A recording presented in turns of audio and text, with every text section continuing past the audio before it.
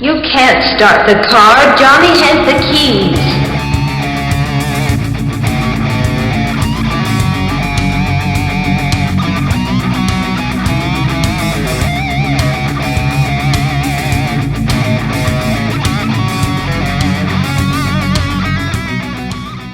Hello, hello, hello, out there in podcast land. You have reached Johnny Has the Keys, where we talk about horror movies and science fiction films and those key elements that lift them above the average genre. I can't do it. I still can't do it. Above the average genre fare. I am Tim Smith. I am here with my good friend David Horton. Hello, Mr. Horton. How are you doing this evening? I am well, Mr. Smith. How are you? I thought I would go with the personal, the formal introduction. Formal, yes, as we should. I'm doing great. Just buzzing along in my own little genre week. I could go ahead and discuss that. I have dived in. I talked with you about this briefly a few weeks ago, into a series that has long been off the air, but I had never seen. And that series would be NBC's Hannibal. Mm-hmm. I cannot tell you how much I enjoyed this series. That's Noah Hawley, right? No, it's not. But it feels like a Noah Hawley. Who is it? It's Brian Fuller. Brian Fuller. Okay. Mm-hmm. Yeah. Star Trek.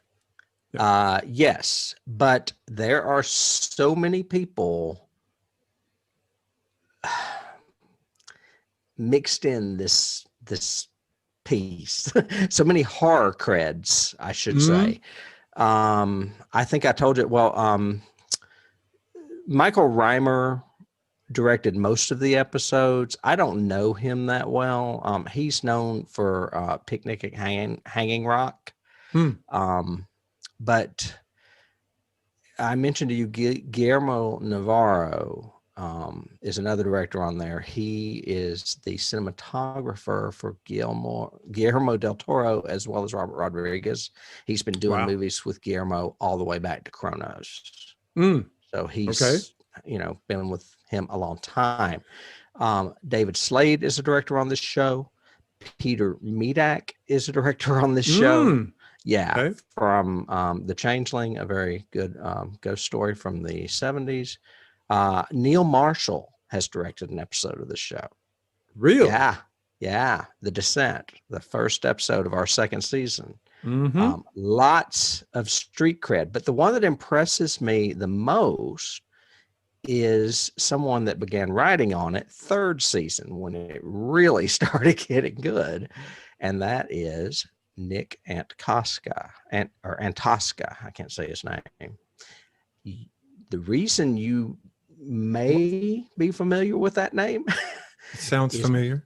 Well, he is pretty much the showrunner for Channel Zero, a show I've been hawking for a while now. That's on was originally on Sci-Fi and is now on Shudder.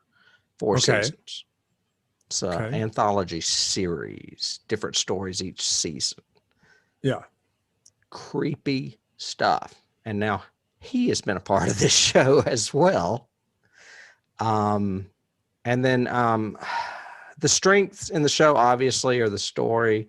It's the Thomas Harris characters, Hannibal Lecter, Will Graham from Red Dragon.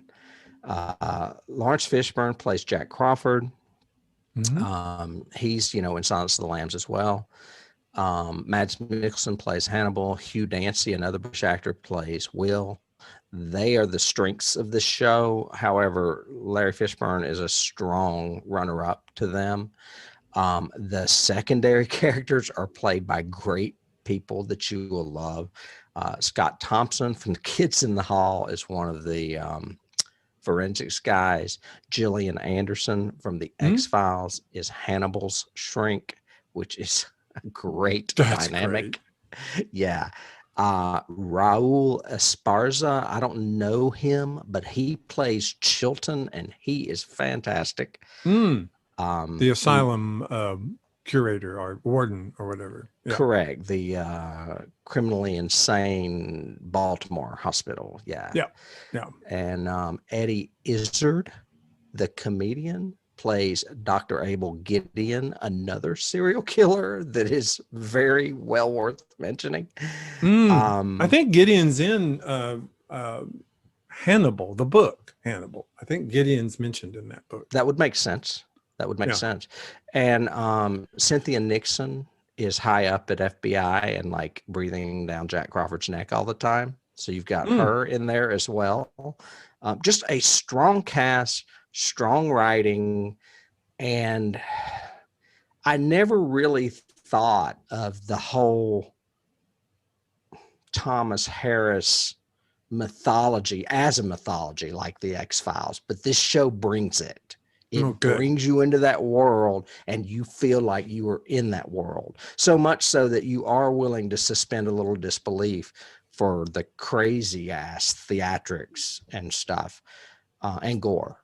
And I was amazed that it got on NBC because it is the goriest thing I've ever seen on network television. That's what I've heard. I've heard and that disturbing and beautiful at the same now time.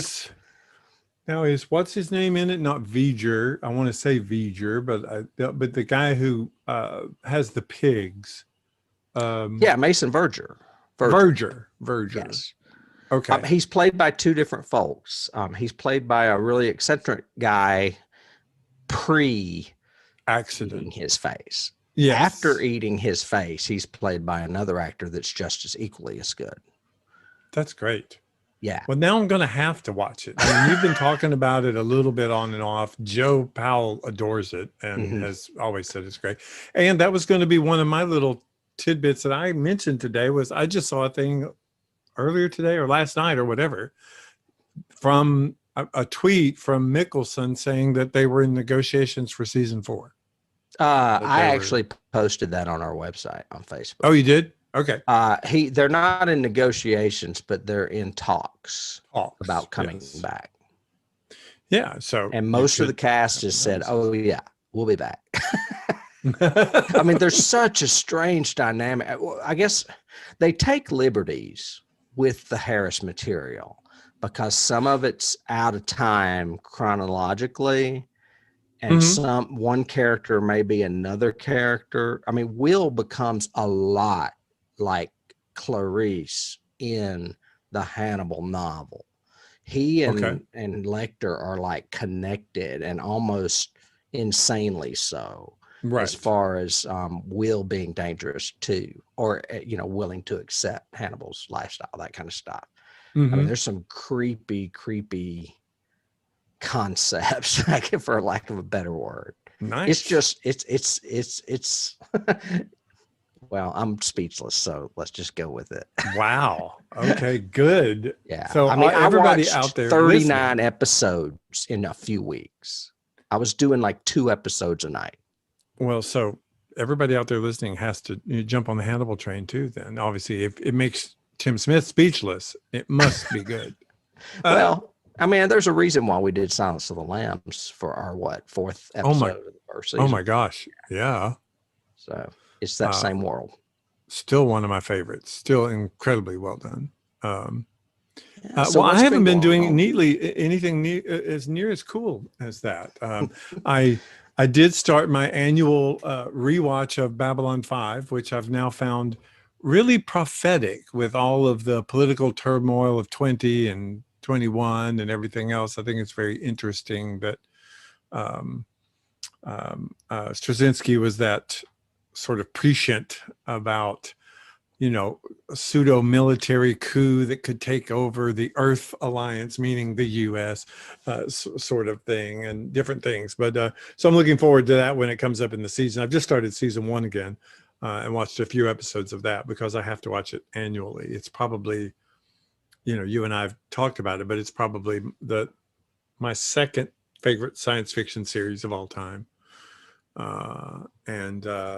And you watch Well it worth it. annually, and you watch the Harry Potter movies annually. I do. I do watch the Harry Potter movies annually. I mean, that's a large chunk of time.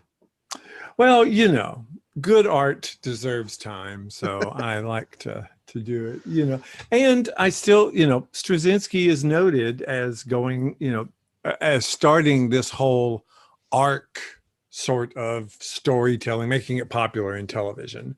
Like you said, season arcs, but he not only did season arcs, he did series arcs as well.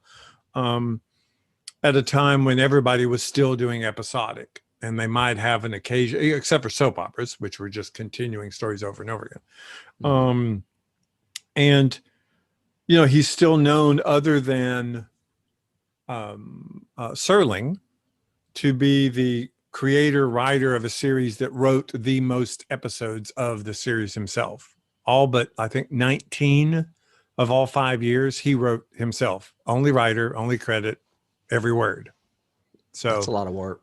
It's pretty amazing. And he said he couldn't farm it off to other writers, as brilliant as they may be, because he knew all the story elements.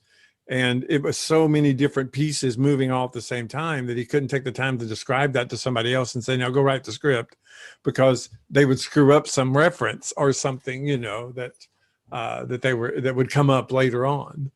Now, this was originally Straczynski and Ellison, right? Well, Ellison stayed with him the entire time, all 5 years. Ellison was essentially his story editor. So he helped just keep everything in track and keep all the elements marching forward, as far as, working with, I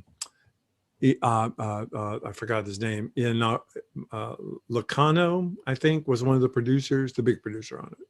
So. Now, who's the originator? Straczynski.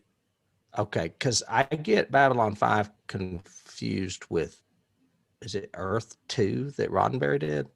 Yeah, Earth 2 Okay. did. Roddenberry did that, and he also did. So this is not a Roddenberry at all.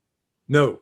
Okay. As a matter of fact, for timeline-wise, for everybody, he pitched this at the same time as Brandon Braga and Ron Moore were pitching a new series for Star Trek called Deep Space Nine. Oh. And they both pitched at the same time. Paramount turned Straczynski down, so he ended up having to go to the new UPN in order, a failing, just a fledgling network, to get it done. But suddenly, a few months later, Paramount announces that they're doing a new series about a space station in outer space where all of these races meet and come together and da-da-da. And there's been controversy ever since that they literally took Straczynski's idea and put Star Trek on it and turned it into Deep Space Nine. Ah, a little It's been drama. a big, huge fan controversy. And Straczynski said it before, too. He said outright, oh, no, yeah, they stole our idea. And they got produced first. And they had all the studio and network money behind them. And meanwhile, he was literally, it was like original Star Trek, where they were afraid they would be canceled every single year. So I didn't ever watch that show. I just remember that you hated it because of the Ferengi or whatever. Deep Space Nine? I was not a Deep Space Nine fan. I think it was that, or maybe with the Ferengi and... Well, the Ferengi started in Next Generation. Oh, they did? Okay, never mind. And no, I was never... But they became main characters in Deep Space Nine and Voyager, and I didn't like either one of them, so... Yeah. No. Ferengi were not my favorite race. And also, my finally little last "What have you been doing?" thing was, I saw that the Golden Globes came out and The Prom was nominated, and that was one of the ones that you had said I have to watch. I noticed it was on my list, so I guess I'm going to have to watch it. I mean, it's good. It's from everything I have heard, the Broadway musical is better. But it is a Ryan, what's his name? Ryan, the gay guy that does Murphy? stuff that, Ryan Murphy, that I either love or hate, did it. And in this case, I don't hate it. In this case, it does I have don't hate it. it has a lot of big stars in it, and I feel bad for the Broadway people that made it come about and then got kicked out because of people like Meryl Streep and James They Corden. said, I saw some tweet about it that said, because they were also talking about the fact they announced the director, I can't remember his name, but the director who's going to do the Wicked, Wicked, the musical, is now being turned into a movie. Okay. This guy's directing it. And some guy commented, well, I'm sure Meryl Streep will star as Elphaba because nobody can do a movie version of a Broadway musical unless you miscast Meryl Streep horribly in the role. Right. And she's not miscast. I mean, she's good. They're all good in it, but you just feel kind of bad because the whole reason behind the movie or behind the show was because these guys got together and said, there's nothing out there for us. Let's write this. And they wrote it, got it, made it well. And then all of a sudden it got snatched up by Hollywood and other people got casted in it. It's like, right.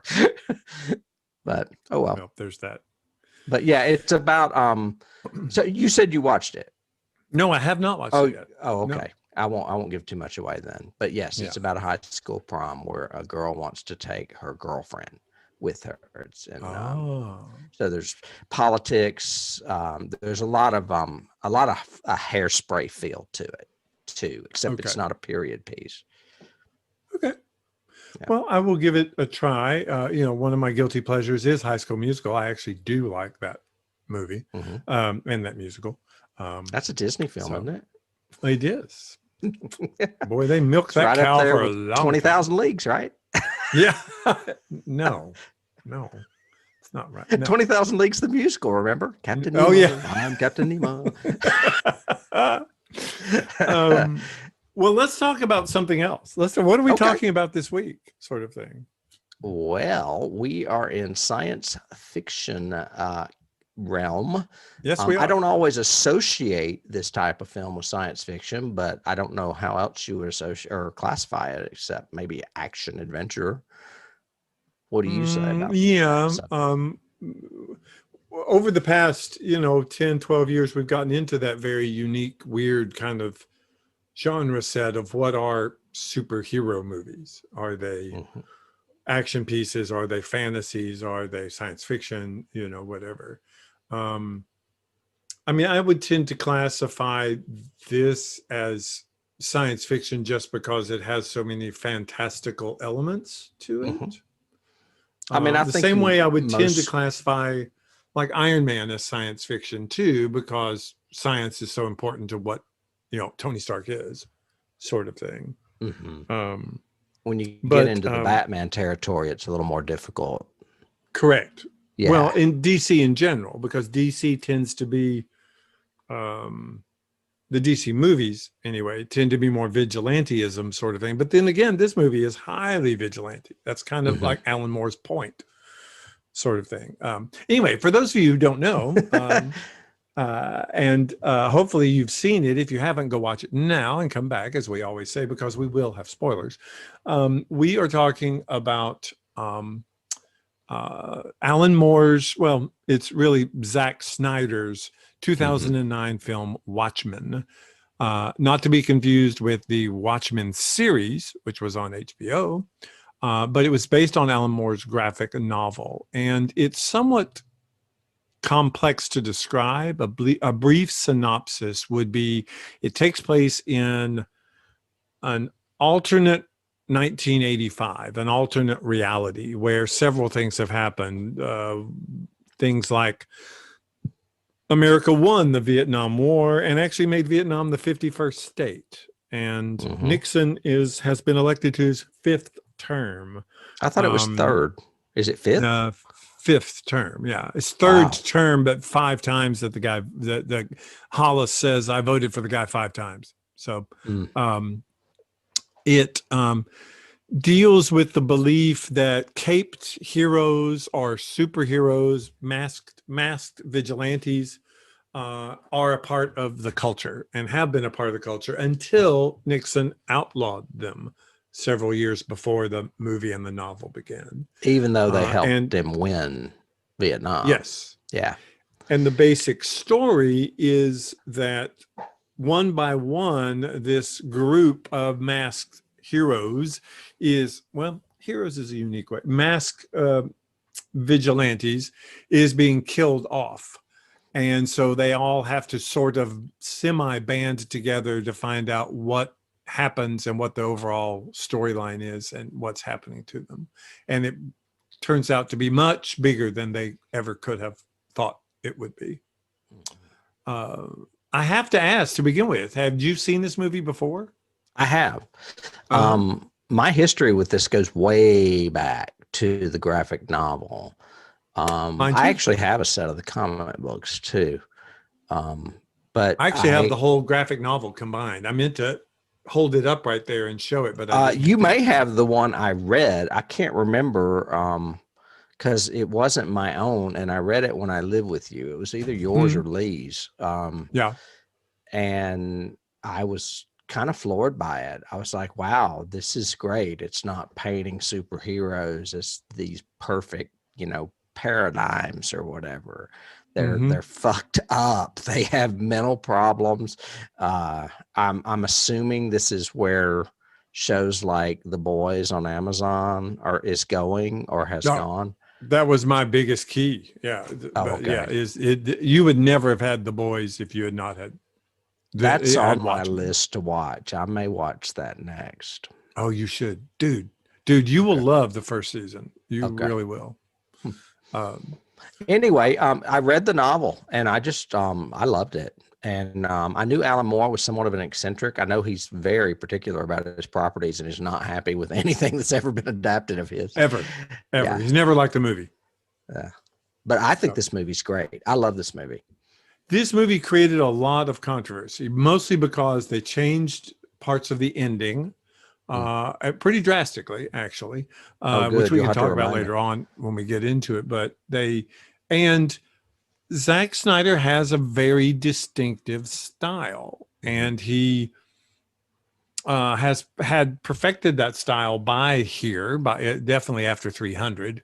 And he's continued to do that for good or bad in the entire DC franchise. But this was before, the only thing superhero wise had to come out before this was X-Men had come out, the original X-Men movie, which Snyder did, and Iron Man had come out, but there was no MCU. So all of the MCU did not exist yet. Well, you're saying Marvel wise, because correct. Batman, started with Burton really in the 80s. Right. But as far as what we now consider, superhero movies, meaning the MCU, which took over basically all of, superhero-dom, so to speak. And basically for a while they relegated DC to just having, television series. But, Marvel and DC have always had a rivalry, so that's okay. Watchmen was kind of like, we're neither one of those. We're going to do something totally different. I'm going to show you a different way of doing it. Think Batman if he was really twisted and dark. Ironically, though, it was a DC series. Yes. Yeah. And Snyder has, like I said, has a very unique filming style. What I do love about this movie more than almost anything is the direction and the fact that there are shots in this that look exactly like the panels in the graphic novel. They look exactly like it. And doing research for the podcast, found out that for his storyboards, he actually took panels from the graphic novel to help create his storyboards. I think of especially, those Scotch angles where the camera's kind of tilted and bent, but also Alan Moore loves the POV, godlike POV bent too. So like when Rorschach goes to the comedian's apartment and he kneels on the window ledge, and then when and he's just crouching on the window ledge, the way it's shot with that kind of tilted frame, and he's almost in silhouette. It looks so cool. And then it cuts, and when he steps in, you're like on the ceiling looking down at him, but still kind of bent and twisted a little bit. It's just so graphic, literally. Right. Some of it looks very three-dimensional too. almost in a way like the Matrix, where something seems still in the background and yet something is coming towards you. Yeah. Sometimes it's with credits, sometimes it's with bullets, sometimes it's with objects. You know what I'm saying? He loves going from establishing shots to real intense close-ups, which works for me. There's also great editing in it in places, and of course, Zack Snyder loves his slow motion. So you'll be like a fast fist fight that suddenly gets slow and then goes fast again. He loves those little moments of freeze, pause, almost like page turns in a comic book kind of thing. Think of like it's that a signature. Yeah. I mean, it's a signature style. I mean, it's a very artistic, I guess is what I'm trying to say. I mean, you see him all over it. Mm-hmm. Oh yeah. And the CGI His work style. in this movie is great. Mm-hmm. Not just like Dr. Manhattan is obviously CGI because the character is almost non-corporeal sort of thing. But little things, the way he does raindrops at certain particular times and the blood drops and different stuff, it's just such great CGI. It just works for me. And I do like it looks the semi-flat. It's very crystal clear. Oh yeah. But I do like in that picture you've got right now behind you, the semi-flat look sometimes of Dr. Manhattan, almost like he is two-dimensional, I think works. It kind of gave me a kind of comic booky feel, but also works for the story of he is multi-dimensional. I watched, I'm sure the version I saw back in 2009 was like the regular version, and I watched the director's version on Blu-ray. It was 3 hours long, and you could see into Dr. Manhattan. You could see his brain. I mean, it was wild. Yes. I was really I don't remember it being that pronounced. I remember seeing it like after the brief sex scene with Laurie, and he is in the other room also working on the reactor at the same time, and she's trying to talk to him, and it's just showing the back of his head. You could see like his brain and stuff. I was going, exactly. Yeah. But I watched the 239 version. I didn't watch the 3 hour. I've seen the 3 hour version, but I watched the 239 one. So we both like it. What about you want to talk about production? You want to talk about scenes, impressions, whatever? Let's talk about scenes. Cool. I like this is not really a scene much, is I like the dual timeline. I like them going back to the superheroes of the past in the 40s that looked like dorky costumes, and they're not muscled.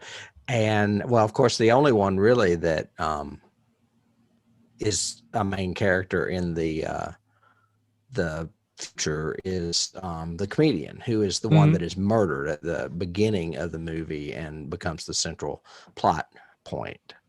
Right. Right. What is that one guy? Is he like the hangman? Why does he have a noose around his neck? It's just weird. Yeah, their costuming, I agree. It is weird. And Butterfly or Mothman looks weird. It's just and there's like a Captain America in there with a star on his forehead. Yeah. Yeah, and then there's the old version of what is it that what's his face plays? It's not Hawkman, but he looks like Hawkman. Oh, Night Owl. Yeah. Night Owl. Well, the old version of him is in that picture too. Yes. Yeah. And his aged character is a character in the movie as well. Some people did not like this movie, and when I asked them why, some of them say because they never read the graphic novel. And I did have that question watching it again this week, saying, do you appreciate it better if you have read the novel? Because this is a dense story. It is extremely dense. And the novel itself has like dossiers in it, in the graphic novel of people, and you have to read through them and stuff. And, you know, there's the one thread he cut through the movie, but I think it is in the 3-hour version, if I remember correctly. No, it was a DVD extra, which is the Tales of the Freighter, which is a total other sub story that more tied through the graphic novels. Oh, yeah, I didn't watch that. But it's a hugely dense story, and you have to go along with a lot of the precepts that it gives you. It cuts back and forth in time. It cuts back and forth at different times. You go to Vietnam, you go to the 40s, but it's all set solidly in 85. And in a film noir-esque atmosphere. Very much. Yeah. Yes. Yeah. It reminds you of like the old Bogart movies. And so, yeah, I think if you don't, this is not a movie to watch while you're also on your phone or on your iPad or cooking dinner or something else, because the opening I was going to say one of my favorite scenes is the opening credits. That credit sequence gives you so much information and has such iconography to it. You know, the song alone is Dylan. And I mean, all this, it's just so many images in that. I was taking notes on just going, okay, I just love that one. Oh, I love that one too. Oh, I love that one. It's the times they are changing, and they're like showing old photographs, but restaging them differently. Like, the kiss is not between a sailor and a woman. It's between two women. Yeah. The VJ kiss, the victory. Yes. And I mean, it's like watching an alternative line. But that's what basically I think he does so brilliantly is set up that whole credit sequence sets up this timeline that you're in an alternate reality where Kennedy is not shaking hands with Elvis. He's shaking hands with Dr. Manhattan. Right. And where the hippie girl puts the flowers in the rifle and we close in on the rifle and suddenly they all shoot, which is like Kent State. Right. You know, and literally the song is the times they are a-changing. And you're like, he's telling you this is different. The time is not the same. Time is not the same. It's a different world. Right. And that credit sequence I could just watch over and over again. I think it is brilliant because it also shows the decline. Shows the decline of the Minutemen, and it shows the whole, you know, the fact that I thought it was, I even took it, wait, let me find in my notes, because I thought it was very funny that they did, they talk, it's talking about down with vigilantes and all of that kind of stuff while they're rioting. You know, they're saying no mask men and rule of law and cops and all this while they're burning stuff and stepping on cars and starting fires and all that. I thought that was really good. Vigilantes, not cops, not masks. That's what one of the signs said. But yeah, just really so much history in just the opening, like 3-minute credit song. Yeah, I would like to get the background on some of the others too, as far as like their origins. Like one of my favorite scenes is the scene where comedian gets killed, because he's in his apartment. It's really dark. There's not a lot of light. And he's old, but he is still super fucking strong, man. He is like Captain America. I mean, he is not going to die. And then finally he does. And you're like, wow. And that's the teaser. That's even before the credits. Yeah. And it became the iconic, you know, that is the cover of the graphic novel. And Morg hits it, I think, a few more times than he really should, because we see it a lot. But basically, the smiley face button with the blood drop. You're talking about Snyder. Yeah. Yeah. Snyder shows it a little bit more than, I mean, like 8 times or something. We see that he shows it a lot. But I think so the last iconic. time you see it's when Rorschach flips it into the grave, or not Rorschach. Somebody flips it into the grave. Night Owl does. Yeah. And you mentioned essentially, it's hard for me to find a favorite character in this, because I like so many of them. I love the performances of every actor in the main group. I love Billy Crudup's voice for Manhattan, and this, it's almost like a Hal. My key is Hal 9000, because he's very quiet about what's going to happen now. You know, we're going to Mars and you're going to start crying, you know, or whatever. He's just so soft spoken about it all, which is great. And it kind of gives Manhattan this burden, this I'm tired of all the knowledge I have almost kind of sound to him, which is great.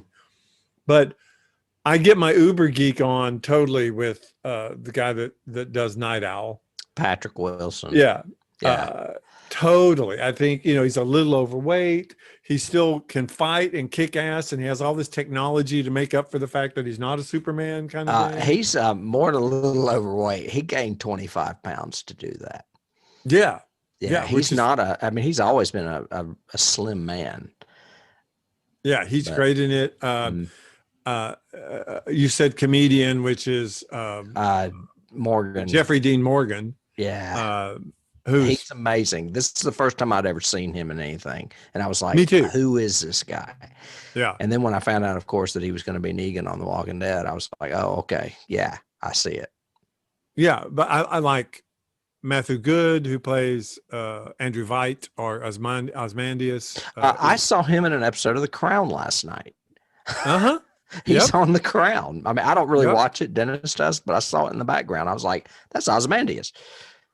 But it's hard for me to pick a favorite character. I mean, I love Malin Ackerman, who plays Lori. Oh my gosh, she's a brunette, and I still like her. And she's hot, and she's awesome. And she's normally a blonde, I think. But she's just really, really good at that part. She is, but I don't really know her from anything else. She's Swedish, isn't she? She went on. She's done some films and stuff. I'm trying to remember. I should probably look up what she's done before, but or after. I did. I didn't notice anything of note. I've got it here in front of me. I mean, she's known for this and Final Girls and 27 Dresses. Yeah, 27 Dresses. I remember that. I mean, I just don't know anything she's really done, but she's good. Oh, and I she's think really I great. read that she's Swedish. She's definitely another nationality. I mean, she's like European or something. Yeah. Yeah. Yeah. But she's done television. She's done something television wise. I'm trying to remember what it was, but I don't remember. Yeah, I don't either. But I think overall, this movie would not be this movie and would not be this novel without Rorschach. Right. He's just, I love his narration. I love the way it's written. I even wrote in my notes, when you can use things like words like abattoir and fornication in your journal, you're cool.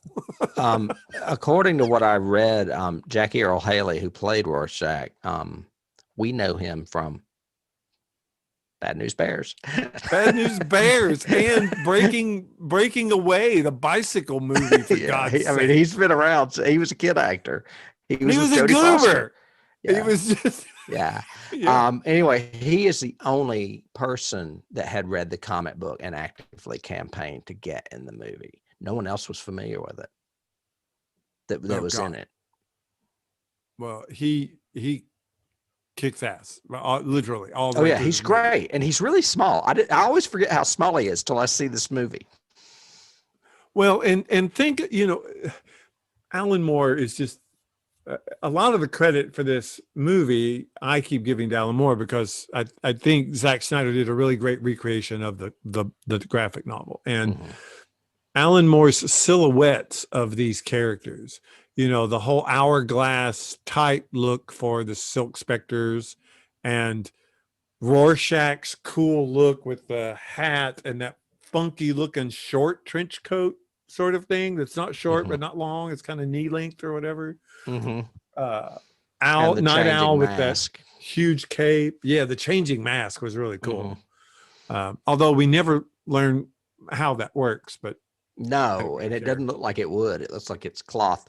But yeah, Night Owl is I don't know. I every time I see him, I just think of Hawkman. He looks like Hawkman to me from DC.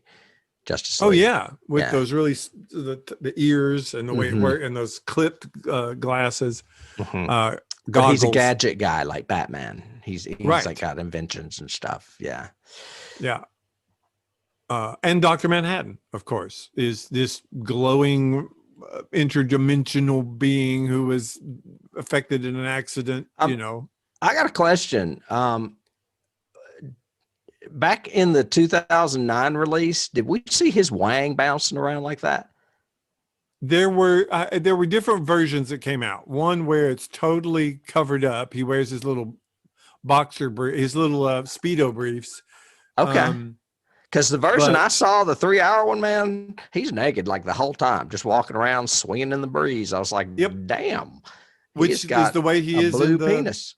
That's the way he is in the novel. It's big blue penis all the way over. Yeah. Yep. Okay. Yeah. I just couldn't remember if I had seen it a decade ago. I thought, you know what? It must be the Blu-ray. I don't know. But yeah, and little stuff that they do with him, like even him getting dressed for the interview, and he's not doing anything. He's holding the picture and looking and thinking of her, but while his suit comes on and ties itself and comes around and the cufflinks are floating, and it's just so cool stuff. What's going on? I just love this. Yeah. This movie. Oh yeah. Yeah. It's a great, it's almost like seeing an entire mythos or universe in a single film. And, when we usually see something like the Marvel Universe, it's over 20 films. This is all encapsulated into one. Yep. And that's what's so remarkable about it, I would say. I agree. And memorable. So much history and so much story. Carla Gugino, who we love from, she's Hill known House. for Mike Flanagan stuff.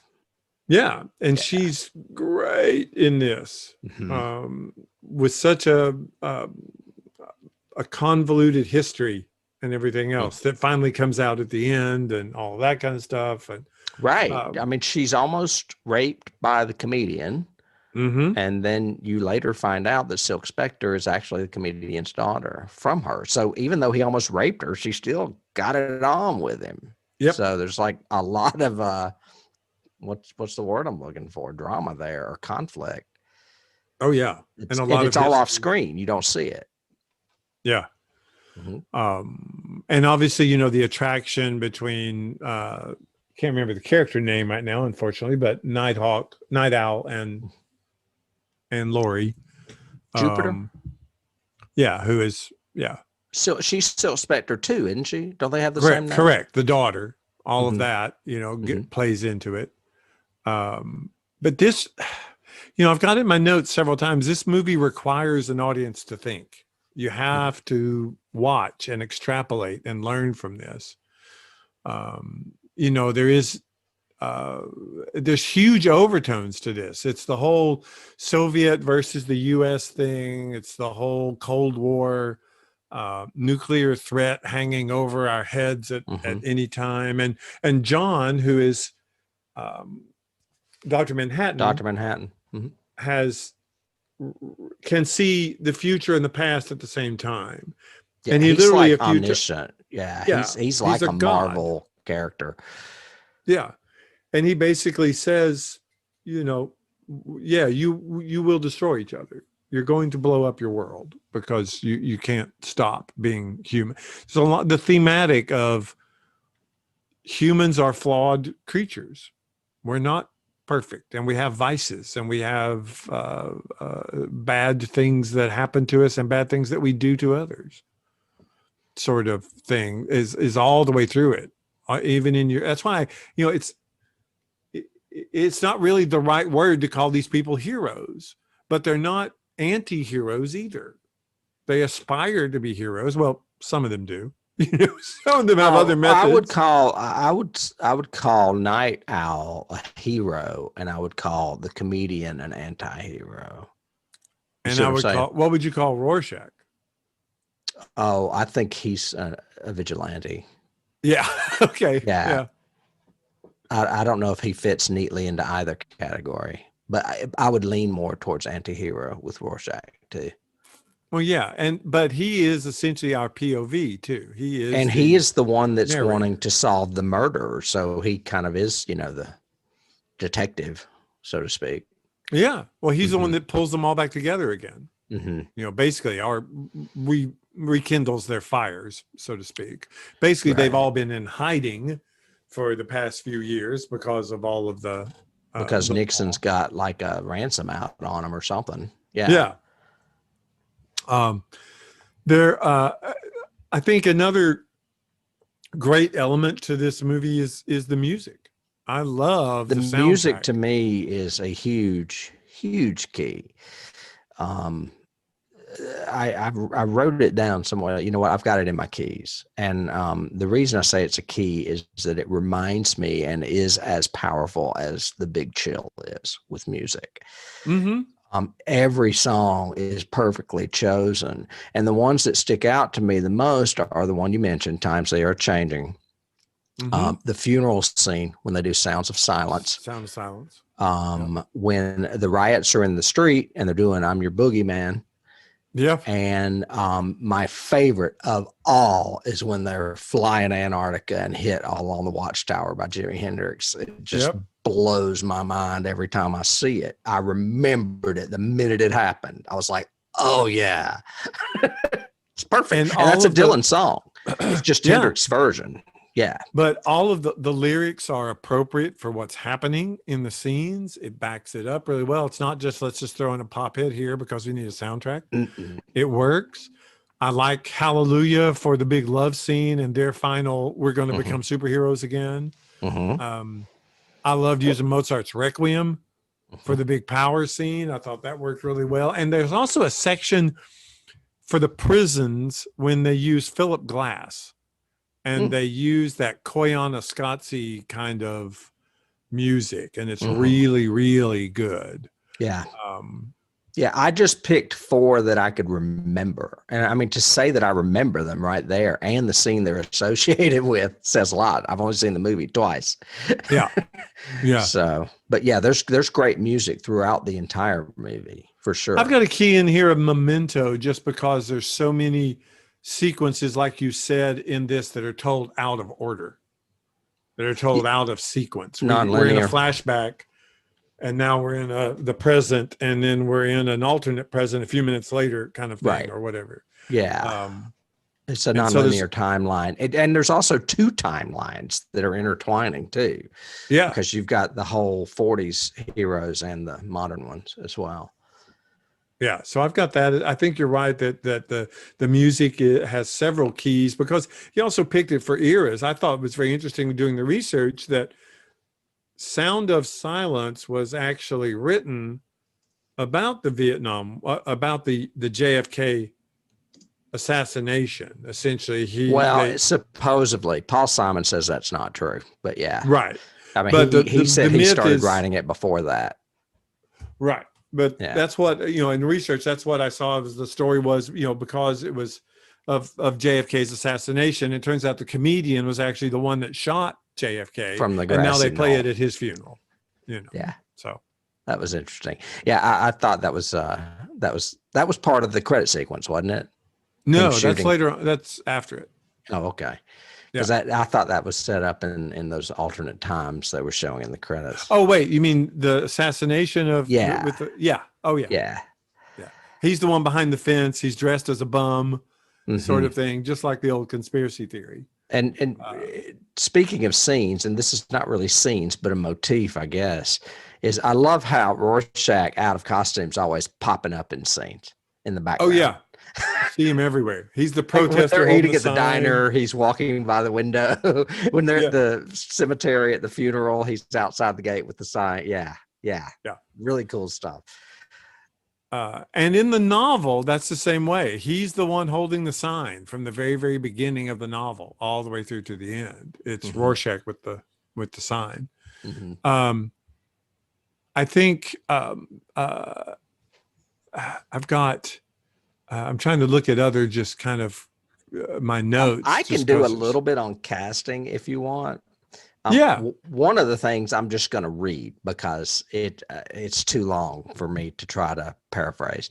But we mentioned Malin Ackerman played Silk Spectre 2, also Laurie Jupiter. Billy Crudup played Dr. Manhattan. John Osterman, Matthew Good was Adrian Veidt. Ozymandias. Jackie Earle Haley was Rorschach. The only thing I have about that is he campaigned for the part, but Daniel Craig was considered, and I could see Ooh, that. I could see that. Yeah. Mhm. Patrick Wilson gained 25 pounds. I told you, to play Night Owl, who is also Dan Dryberg. Dan, that's it. Yeah. Yeah. Carla Gugino played Sally Jupiter, Silk Spectre #1, and also Laurie's mother. Matt Frewer, Max Headroom himself, played Moloch, which is really the only super villain I think that we see. Well, other than the plot twist. And he's retired and old. And the reason he is in this movie, and I'm sure this will get mentioned when we get to Keys, is that he had already worked with Zack Snyder in Dawn of the Dead, the remake. So, excuse me. So they knew each other. And before I read my little paragraph, the one thing I wanted to point out is that Hollis Mason, the original Night Owl, was played by Canadian actor Stephen McCaddy. And you and I did a little shift of movies before we settled on what we were doing this season. And I plucked a horror movie out that you would like, that'll probably go back in next season, and it's called Pontypool, and he is the lead in it. Oh, okay. And it's a Canadian film. It's a zombie apocalypse with a huge twist. And I'm not going to tell you what it is because you've probably never seen it, and we may do it next season. But anyway, so I recognized him, and I was like, oh, wow, I haven't seen him in a lot because I think he sticks to Canadian stuff. I don't know. Cool. And then the paragraph I was going to read, if I have it still, maybe I don't have it. I hope you have it. Oh, man, come on. Oh, yeah, here it is. Yeah, this is long. Okay. The movie rights, Terry. All right, this is not just acting. This is directing and like history of the movie. You know, at one point, when this first originated, Tim Burton was attached with Johnny Depp to star as the comedian, but somehow Sweeney Todd flipped that, and it didn't happen. The movie rights to the Alan Moore graphic novels Watchmen and V for Vendetta were acquired together in the late '80s. He was asked to write a script, but declined. Sam Hamm wrote a script. Terry Gilliam considered directing it, but after several rewrites, decided it was unfilmable unless it was going to be a 5-hour miniseries with $1 million per episode. Okay. And they said no. Michael Bay was considered. Paul Greengrass planned a loose adaptation. Warner Brothers required the rights for Darren Aronofsky. I can't say his name. And they were going to replace Vietnam with Iraq and terrorism. Uncomfortable with that, Warner hired Zack Snyder. So that's when Zack came into the picture. Now, these are the casting rumors. Over the years, these rumors included Sigourney Weaver as Sally Jupiter, the older, John Hurt, Robin Williams, Doug Hutchison, Daniel Craig, Simon Pegg, Glenn Hansard, and Sean Penn as Rorschach. Now, there's a few in there I could see. A couple, yeah. Yeah. I mean, I definitely could see Daniel Craig, and I might could see Sean Penn, is what I'm thinking. Arnold Schwarzenegger, Dolph Lundgren, and Keanu Reeves were all considered for Dr. Manhattan. Yeah, no. Tommy Lee Jones, Gary Busey, Ron Perlman, and Thomas Jane were all considered for the comedian. I actually like some of those. Not Gary Busey. I like, well, Tommy Lee Jones may have been too old, but I like Thomas Jane. I think he's great. Yeah, that's true. That's a good one. Richard Gere, Kevin Costner, John Cusack, and Joaquin Phoenix were considered for Night Owl 2, the younger one. Yeah. Nathan Fillion as either the comedian or Night Owl 2. Jamie Lee Curtis, Hilary Swank, Jessica Biel, and Hilary Duff as Silk Spectre 2. Now, Jamie Lee Curtis is too old to play Silk Spectre 2. Yeah. And then Tom Cruise and Jude Law as Ozymandias. And I could almost see either one of those, even though I hate Tom Cruise. True. I agree with you. In the finished film, Jackie Earle Haley is the only one of the primary cast members who was even in the film industry when the movie was first attempted. I don't think that's true. That doesn't sound right at all. Oh, maybe. He's that they're talking about the cast as is now. Okay, right. That makes sense. That does make sense. So Jackie Earle Haley was the first in the film industry when this film was first being discussed. None of the others were. That makes sense. Yeah. Yeah. And that's all I have. I'm sorry to read a giant paragraph, but that was a lot of folks. Yeah. So those are some people that were considered. Wow. I when we do these every week, I kind of marvel at how the casting process ends up coming about. You and I both come from theater, so we know how important a cast is and how a cast can change an entire work. And you mentioned all these alternates, and I start putting them in my head going, "Ooh, I don't know. I like the decisions that were made already. I don't know." Well, I mean, it shows that it was in capable hands.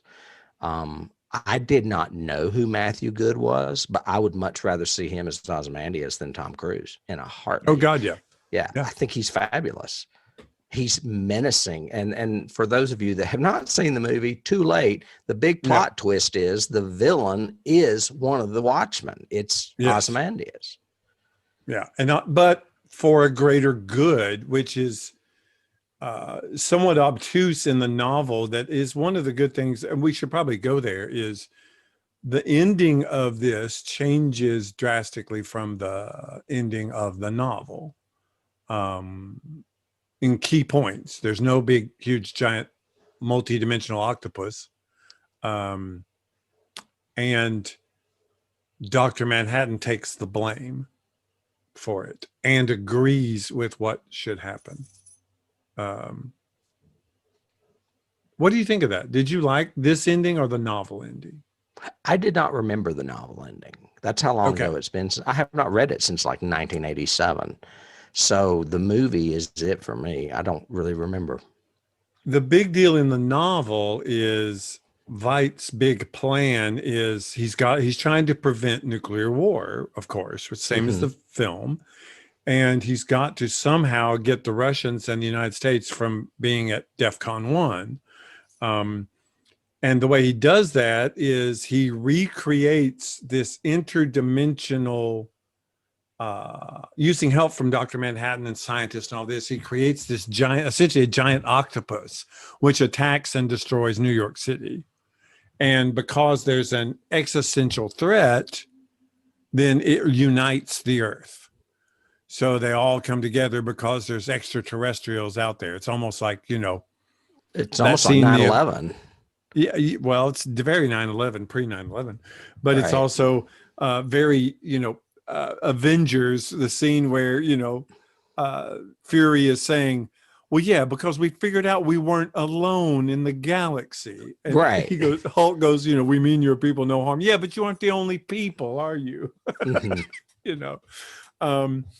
And so that was the big ploy in the novel, which to me, after you see the movie, is kind of a letdown, because the movie, I love the permutations of what he does, of the layers of and I blamed John.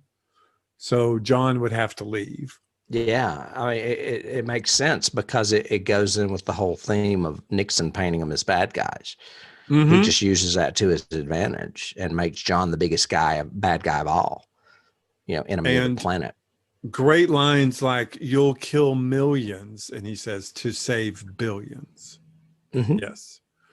And he looks at Manhattan. I also love the fact that he tells the whole big plot. And I even took in my notes, wait, do I remember correctly that Veidt just tells them the entire freaking plot like a bad Austin Powers movie? That's exactly what it was, though.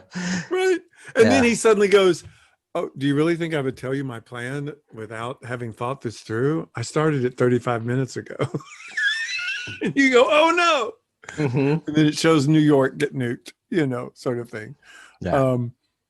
And I love the, when Manhattan finally realizes it and grasps it, just the way Kudrup plays plays that scene and realizing it and just going, he's right. I've got to go.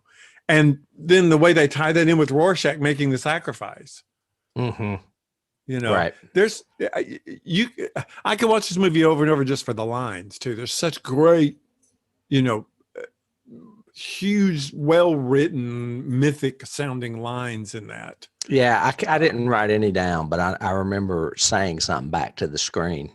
Oh yeah, because they struck me, and I went, "Oh." That one struck me. Rorschach's near his last line when he's looking at Manhattan, he's going, "So many millions killed for an ideal. What's one more for the support?" And I was going, "Yeah, that's so good." But yeah, Rorschach ends up dying. I mean, Manhattan kills him so that he won't tell. But then he gets the last laugh in our little tweak at the very end, our final twist sort of thing. What is that? Remind me. The very last scene is the newspaper office, and they don't have anything to print because everything's peaceful and everybody's happy. Right. And he goes, "Well, I could find something in the crank file." And the editor goes, "Oh, "Okay, and fine, it's the whatever." journal. Yeah. And it's Rorschach's journal, which will tell them everything we just saw. Right. Which will just blow everything up again. Which is great. One of the things, I did have a question, and I guess maybe it was explained. But I mean, considering that Manhattan was omniscient, why didn't he know all this was going on? There's one brief line. It's a lot bigger in the novel in this, but there's one brief line where Veidt says, or as Ozymandias says, "I spent years working on tachyon technology to block John's vision of the future." That was a line I didn't like. I remember that now because I was like, that sounds like a cop out to me, but all right. Agreed. But they have to have it because, again, you end up with that stuff, that same issue I have sometimes with the MCU, which is you have these nearly invincible people. Then what's their flaw going to be? How can anybody get a one up on them? Right. If you spend, and I still had this the other day because I last month or whenever I watched it again, but you have Captain America, Thor, who is essentially a god, and Iron Man, who's essentially a human god now with all of his technology, all fighting at the same time, Thanos, and losing. What? No. How powerful is this guy? Come on. So, anyway. And honestly, Vision is a strong one too, and he gets killed. Yeah.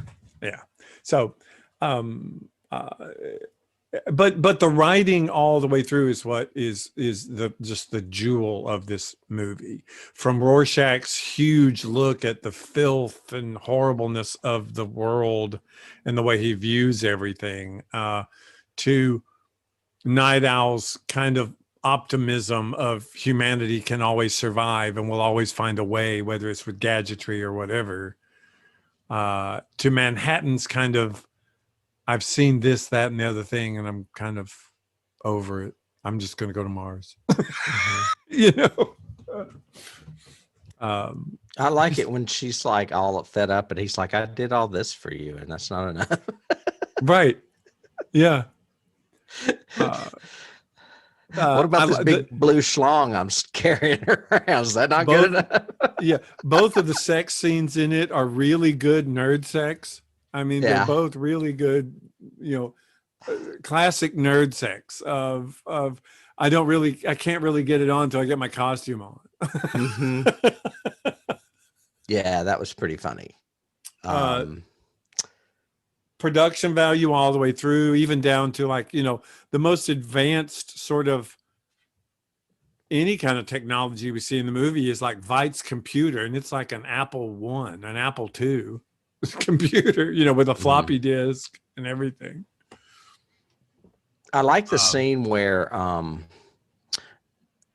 Night Owl and I guess it's Rorschach are in the bar, and he finds out that Hollis is murdered, and he just tears that knot top up, man. I just beats the shit out of that guy. Yeah. I was like, wow, he wasn't even there. Yeah. Now that scene is only in the 3-hour one. That's not in the 239. Oh, okay. I've always been a big Patrick Wilson fan ever since HBO did Angels in America. That was like the first thing I ever saw him in, and I was like, he's great. Yeah. So I had no problem. And I love like I said, the cast is great in this movie. The cast is great all the way through it. Even the ending, a lot of them I didn't know. The ending is bleak without being horrible. The story is very operatic and grandiose, just like the novel, which is great. The language is sometimes very grandiose, which is awesome. I love the whole prison scene, everything with Rorschach. With the little guy from Seinfeld, the little my little God. Yeah. And one of my favorite, because as far as I remember, I think it's a double page spread in the novel, and it's at the end of an issue before it gets to a new book, because he kind of published them. He published them all separately, right, and then put them together in a graphic novel. I think. Right. It was like I think there's like 12 issues, so it was probably a year, once a month. But I think it was the very end of one, and it was a double page spread, and it was Rorschach's whole line after he grabs the frying oil and pours it all over the prisoner who's harassing him, and he says, "You guys don't understand. I'm not trapped in here with you. You're trapped in here with me." Right. That's a great line. Yeah. That's so good. And then the guy we were talking about with the little person that's got two big thugs, and one's got the saw, and he's going to cut the bars, and he sticks his hands in, and Rorschach ties them together, and they end up cutting his arms off. I was like, whoa, that is horrible. Yeah. And Rorschach is not scared at all. Yeah. And he's got another line in that one I like. It's a Rorschach line where he goes, something to the effect of, "First time I ever killed sewage with a toilet." Yeah. Yes. And he busts that guy's head into the toilet, and it cracks the toilet in half. Yeah. Yeah. And then electrocutes him. Well, all being said, as far as greatness, the movie did not win hardly any awards. Obviously. I don't know why. And it's not on the 1001 list either, which kind of shocked me. That shocks me. Yeah. Yeah. The Academy of Science Fiction, Fantasy, and Horror Films, they do the Saturn Awards. It did win Best Fantasy Film and Best Costume and DVD Special Release. Best Costume, it says Michael Wilkinson. That's who did the costumes. Now, it was nominated for a shit ton of Saturns. Supporting Actress, Malin Ackerman. Best Director, Zack Snyder. Best Writing, Alex TSC, however you pronounce that, and David Hayter. Production Design and Special Effects. But that's it. I didn't have any other awards. They were all from that Academy of Sci-Fi, Fantasy, and Horror. Yeah, I know. It's kind of disappointing. What about influence? Do you think this movie had influence on other movies after it? The movie or the comic? I think the comic had a shit ton of influence. I agree with that. As far as this movie, I would think that those brothers that did the Avengers movies had to have watched this and got the Russo ideas brothers. Yeah.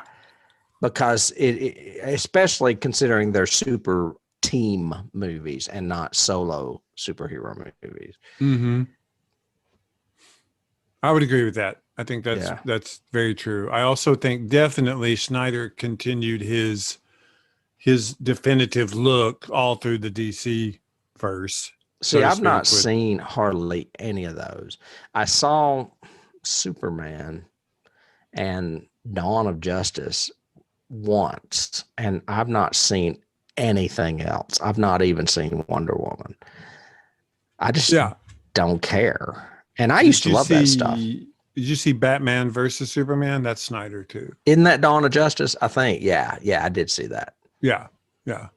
That's him too. Everything with that blue haze too. I mean, that blue kind of saturation color to everything. Yeah, that was his style. I mean, maybe I should watch them. Maybe I would like them because they're downers. I don't know. Well, maybe. I'm not a big fan of those. I did like Wonder Woman, but that's not Zack Snyder. That's the female director. She's good. It's actually a good movie. But I think this dark arc storytelling sort of thing is definitely infected Snyder, because didn't he do the recent one just recently, last year or two, that was the evil Superman? Wasn't that Zack Snyder? It had a weird name. It was called like, oh no, I don't know. It had a weird, let me see if I can look it up. I'm looking it up right now, because I don't know what you're talking about. He did Man of Steel, maybe?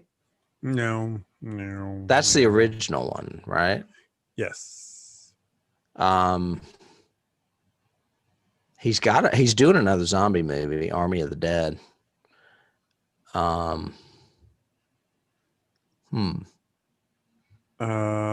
mean, he did Justice League, Batman versus Superman, Dawn of Justice. I don't see another. Maybe it wasn't him then, but didn't he go back and like re-edit Justice League or something? Wasn't there some controversy with him and Joss Whedon or something? Oh yeah, because he had been pulled from it because of a family emergency. Yeah, I don't think he was pulled. I think he stepped down. Right. Well, yeah. He stepped down because of a family emergency. Joss Whedon stepped in, finished the entire film, everything else, and he didn't like it. So now he's done a totally new re-edit that he released. That's his version, the definitive Justice League or whatever. Yeah. I don't know. I've not seen either. So what am I to say? I think Henry Cavill makes a great Superman. I'm not crazy about Ben Affleck as Batman. And then after that second movie, I just lost interest. And I was a huge Justice League kid. I had those comic books. I had the first issue. But I don't know. The movie I was trying to think of is called Brightburn. Oh, yeah. It's not Superman at all. I know what you're talking about. Did he do that? Yeah, he did not. I thought he did because it was, but yeah, it's basically the story is, what if Superman was mean? What if he, as a little boy, was evil? Mm-hmm. Because, he has laser vision and stuff. So he could burn you. But that's this kind of stuff, this kind of dark look at stuff. Well, I guess we should do keys and other keys since we're talking about its variations or permutations. I've got the oldest one. You do? Yes. Maybe. Percy Shelley wrote a poem called Ozymandias. That would be an old one. It's about a statue that is left in ruins. There's nothing left but maybe a foot. It's just gone, but there's a plaque on it, and it says, "My name is Ozymandias, King of Kings. Look on my works, ye mighty, and despair." And despair. And it's ironic because he's not there. Do you know what Ozymandias is? I mean, essentially that name. Yes, it's another name for Ramses, isn't it? The pharaoh. Correct. It's the Greek version of Ramses, which was his password to get into Veidt's secret project. Yeah. Didn't Dan figure that out or something?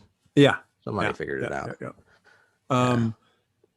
I've got one music key I forgot, which is when they show Vietnam, they play Ride of the Valkyrie, which is Apocalypse Now. You're right. I had forgot about that. I gave you my memento key. I gave you my big chill key with the music.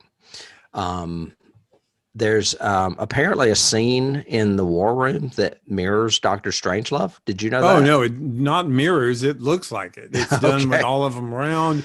And it's especially that when they go back to it and he's going to DEFCON 1, when they cut to that shot and he turns around and it's like him, and you only see like a little bit of the lights above Nixon and his two, military commanders on the sides. That's very Dr. Strangelove. Oh my gosh. Same shot. Everything. I haven't seen that movie in a very long time. So love it. But it's Kubrick. So Kubrick. Yeah.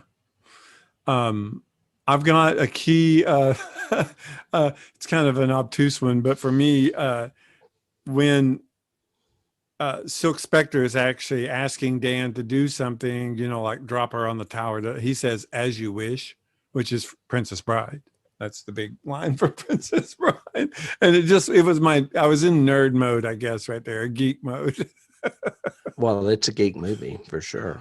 Oh yeah. This is one I didn't know. I copied and pasted while writing the original graphic novel.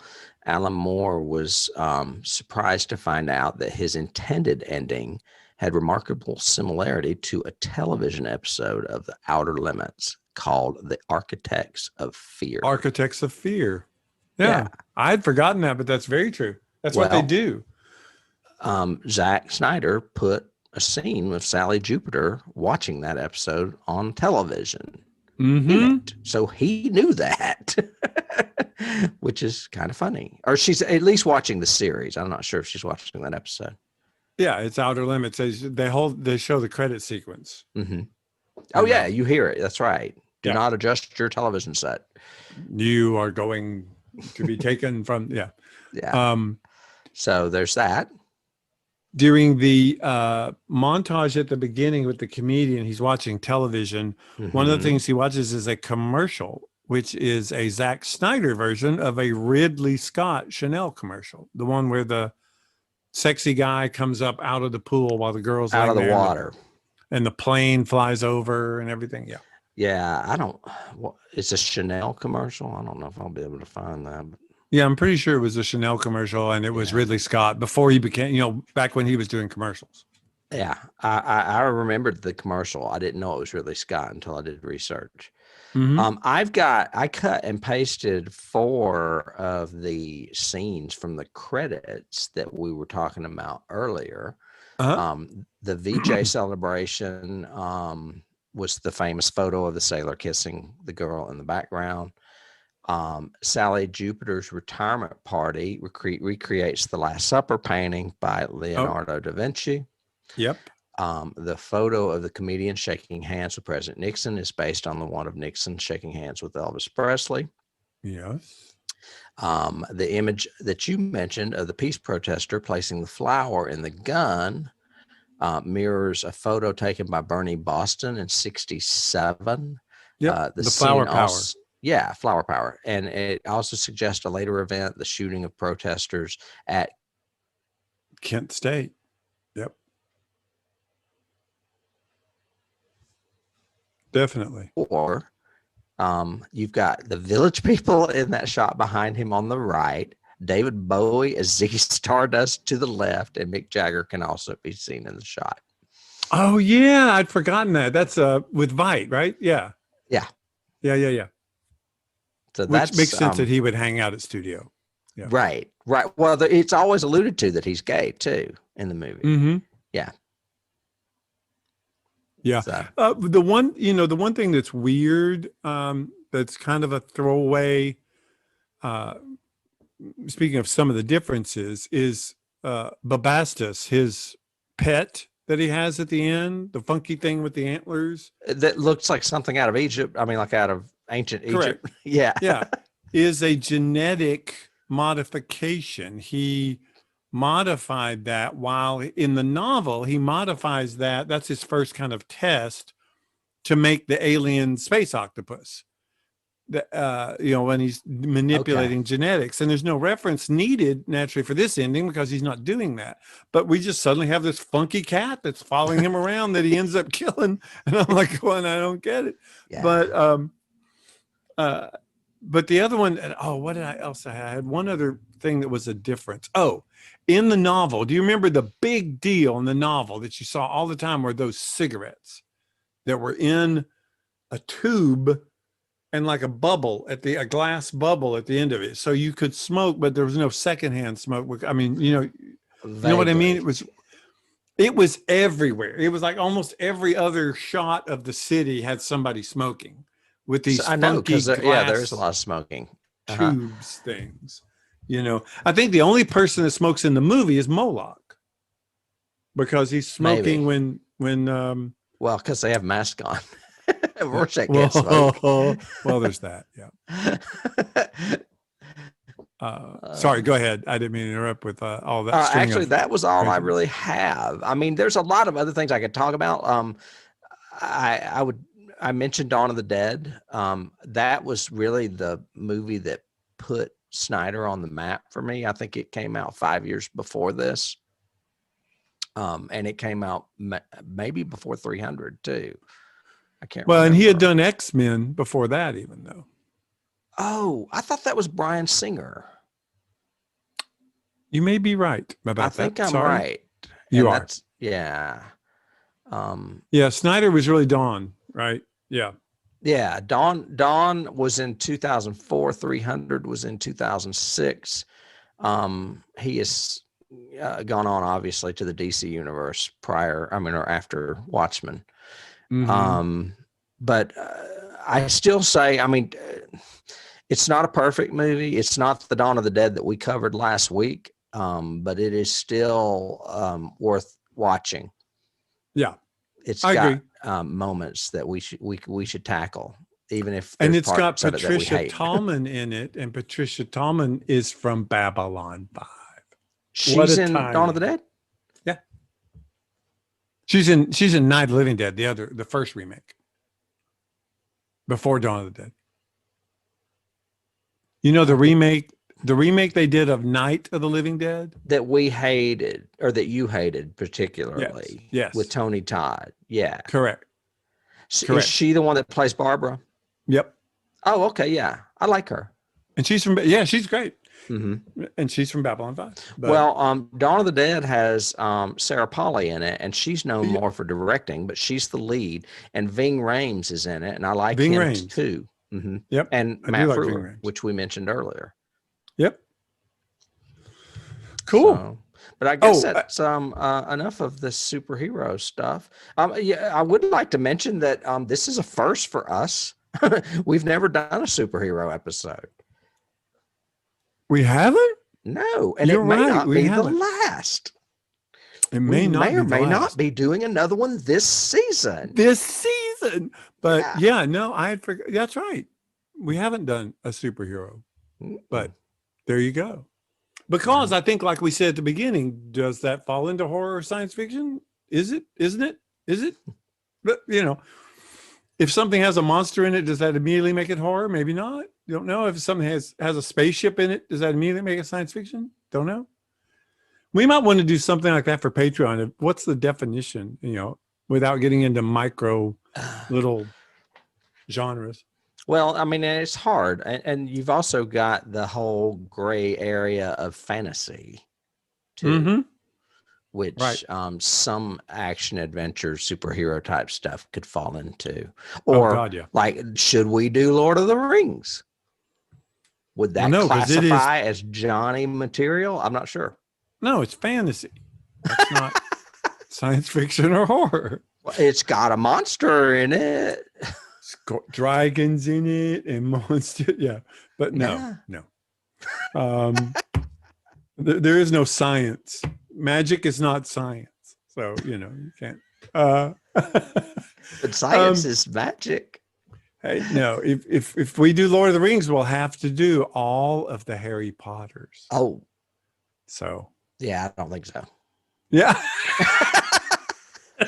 I don't think I could do that.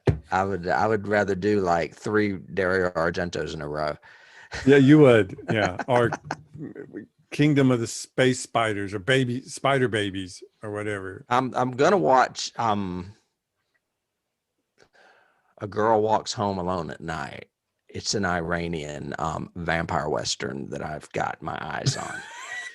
So it's got great reviews. Okay, talk about subgenres. It's an Iranian vampire western. Yes, I mean, know. That's an entire area at Blockbuster, right? Where are the Iranian vampire westerns? I want to see that. I gotta see it. I gotta see it. That's one of your Amazon categories. Believe it or not, it gets great reviews. So I think it's directed by a woman too, an Iranian woman. I may be wrong. Well, anyway, thank you for going to the world of Watchmen with us, everyone. We appreciate all of you guys listening to us every week. And if this is your first time listening to us, thank you for lasting till the end, sort of thing. We do hope that you'll tell everybody about us. Come back, see us again. Tell your friends. Write a review for us. Suggest movies for next season. Yeah. Let us know. Engage. Yes. Yeah. Otherwise, you don't have a say in the matter whatsoever. We'll just throw an Iranian vampire western at you. We might. Yeah. And you would have to listen to it then, or watch it if you're a YouTuber. Tim, thank you for doing this for me. Hey, I've enjoyed it. All right, man. All right. Talk to you later. Bye. Bye.